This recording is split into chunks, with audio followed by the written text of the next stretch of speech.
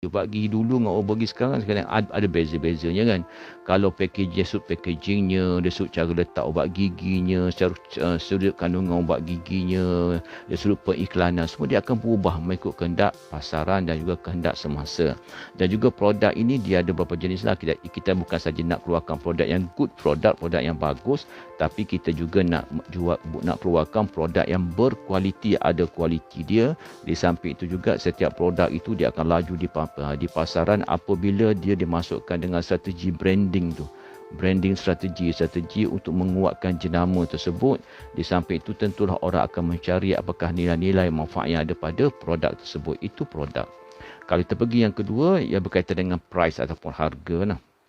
Maknanya dari sudut pemasaran kena tengok juga produk itu nilainya, solusinya pada pelanggan macam mana, ikut keperluan pelanggan atau tidak, dia adalah produk yang bagus, produk ada kualiti, produk yang pelanggan melihat sebagai satu jenama lah. Walaupun kadang-kadang jenama tu kadang tak glamour, tapi pelanggan akan tahu kalau sebut jenama ni, ini produk ni memang ada kualiti dia. Itu dari sudut produk. Pemasaran juga akan melihat itu, dan pemasaran juga dia akan melihat ada sudut harga. Harga ni bergantung pada target pelanggan lah, dan juga target pasaran-pasaran yang kita masuk. Harga ini kalau disebutnya ialah satu nilai yang pelanggan itu rela dan sanggup untuk bayar. Nilai yang pelanggan itu rela dan sanggup untuk bayar, dan biasanya harga ini kita letak dulu, tapi kita tengoklah adjustment dia supaya kenapa dia akan ditentukan oleh kuasa beli pelanggan itu tersebut, dan setiap harga yang diletakkan itu mestilah kos campur dengan untung, profit kan. Kita kalau tak harga rugi ataupun harga kos, untung langsung kita. Untung untuk kita terus survive dalam bisnes lah. Dan sampai juga ialah harga ni kadang-kadang dia ada persaingan dengan harga-harga pesaing. Maknanya apabila kita nak letakkan harga, nak tengok juga harga dalam industri tu macam mana. Harga kalau nak jual ubat gigi tu macam mana kedudukan harga dia. Kita tengok kualiti, packaging, itu semua termasuk lah. Dan juga harga ini kadang-kadang dia melihat juga pada kualiti yang ada pada produk itu sendiri. Di samping harga ini kadang-kadang dia diletakkan pada jenama-jenama. Sebagai contohnya Apple, orang akan disebut je Apple komputer, Apple handphone, Apple laptop, Apple sebagainya, orang akan telah pun dimasukkan dalam minda pelanggan, dan ratingnya begitu, dia adalah suatu benda yang bagus, yang ada kualiti, yang advance daripada yang lain. Itu dimasukkan kepada pelanggan-pelanggan, maka harganya memang adalah relatifnya memang banyak mahal, bukan sedikit mahal, banyak mahal berbanding dengan yang lain kan.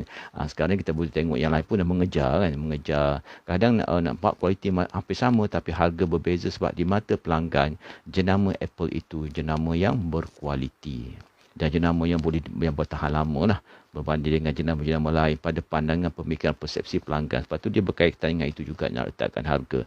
Itu berkaitan dengan harga. Yang ketiganya berkaitan dengan place, berkaitan tempat lah. Place ni dia ada dua lah. Satu bisnes kita, tempat bisnes kita. Satu ke channel distribution ni. Channel untuk kita deliver, untuk kita edarkan barang servis kita kepada pelanggan-pelanggan. Itu juga masuk dalam place. Dan place ni dia ada memang strategi-strateginya, kerana kedudukan lokasi itu digunakan untuk mencapai target jualan, digunakan untuk meletakkan lokasi itu bagaimana kan, adakah ramai pengunjung, dan juga sekarang ni dulu lokasi secara fizikal, sekarang lokasi secara alam maya pun boleh dicari manakah lokasi-lokasi di alam maya, channel-channel di alam maya yang ada ramai pengunjung. Sebab apa, zaman ni kita berniaga secara online dan juga offline, dan juga lokasi ini satu benda yang juga satu ilmu yang boleh dikembang-kembangkan untuk melihat bagaimanakah kedudukan lokasi daripada setiap servis ataupun produk yang ada lah. Okey, yang ketiga. Yang keempat lah promotion ataupun promosi. Promosi ini digunakan untuk menjadikan market itu aware, sedar tentang kewujudan kita, kewujudan produk, kewujudan brand, kebolehan kita untuk deliver produk, kebolehan kita untuk memberikan kepuasan pada pelanggan. Maka promosi-promosi itu akan dilaksanakan untuk memberi kesedaran pada pelanggan wujudnya kita dalam pasaran yang kita target lah. Yang keduanya promosi atau promotion ini, iklan dan sebagainya digunakan untuk upkan sale, dan juga kalau kita tengok elemen-elemen dalam promosi ini memang banyak kan. Sebut tadi iklan ada online, ada offline, ada tradisi, ada yang digital. Kan di samping itu apabila buat iklan dia tentu ada konten-konten yang menarik. Sampai konten-konten yang menarik dia juga ada